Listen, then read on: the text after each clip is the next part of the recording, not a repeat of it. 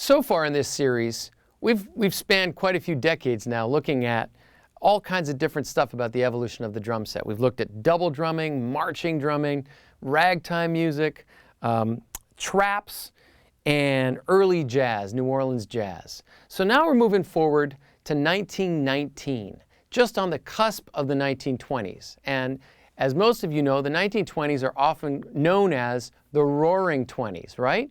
So what was going on that gave them this name, and how does that relate to this music we're talking about and to the drums? Well, in 1919, the U.S.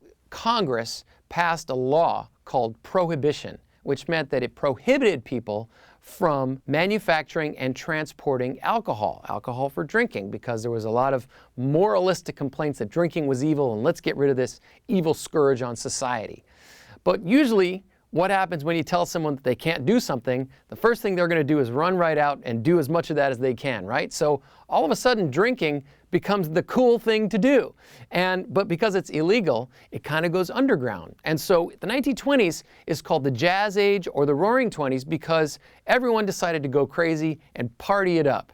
And because drinking was illegal, you had the rise in cities like Chicago, but many other cities, as well, of gangsters. You know, you hear of Al Capone and guys like that. And the reason they came to prominence and power is because they were manufacturing and bootlegging liquor illegally. And places where people would go to drink liquor were called speakeasies a lot of times. These were underground establishments. You had to have the password to get in.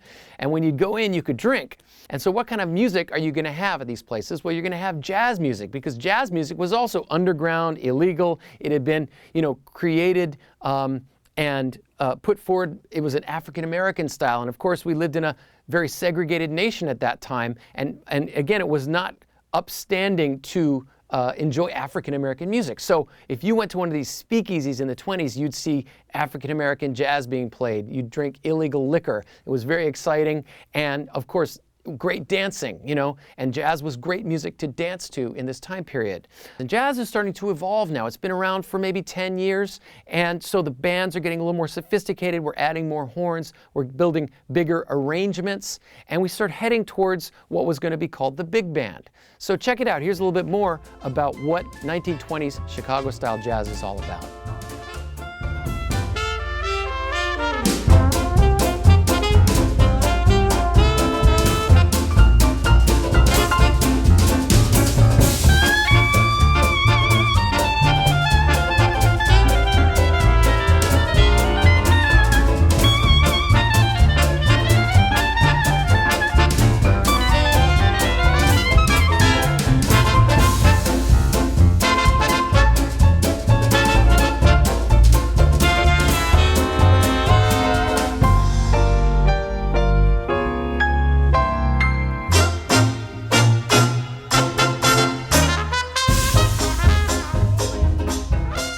So in both the New Orleans demonstration that I did in the previous segment and the Chicago demonstration that you just saw, you might notice that the way that I'm playing the fills is a little different than how we play fills today, right? The way we play fills today, generally we come down the tom-toms, crash. So we crash on beat 1 at the beginning of the following phrase.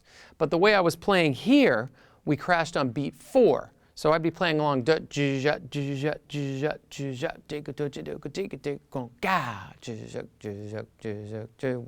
3, 4, 1, 2, 3, 4. And this is the way that fills were played and ended back in this early period. In fact, drummers ended their fills on beat 4 all the way until we get into the 1950s, believe it or not. And the reason for this was that you have to remember that drums were very loud, the rest of the band was soft and acoustic, and if a drummer crashed on beat 1, it was considered rude, as if you were stepping on the other instruments in the band. So that's why this sort of idea of crashing on beat 4 came from. And it also comes from a New Orleans syncopated idea, which so there was a stress on beat 4 there. So as a result of those two kind of combination of ideas, drummers always played their crashes on beat 4.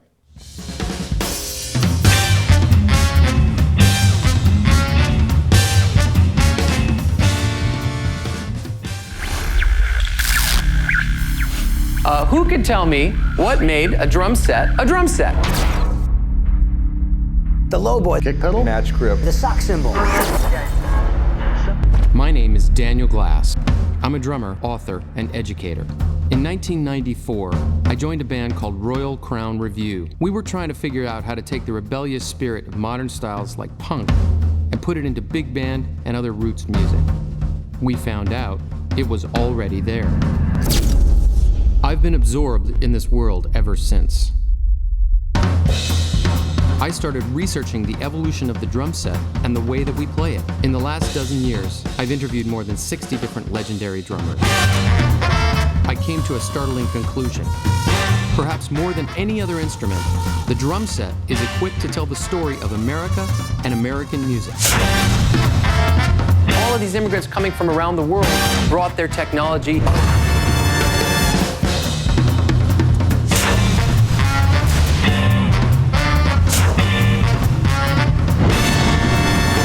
Jazz music and pop music were one and the same.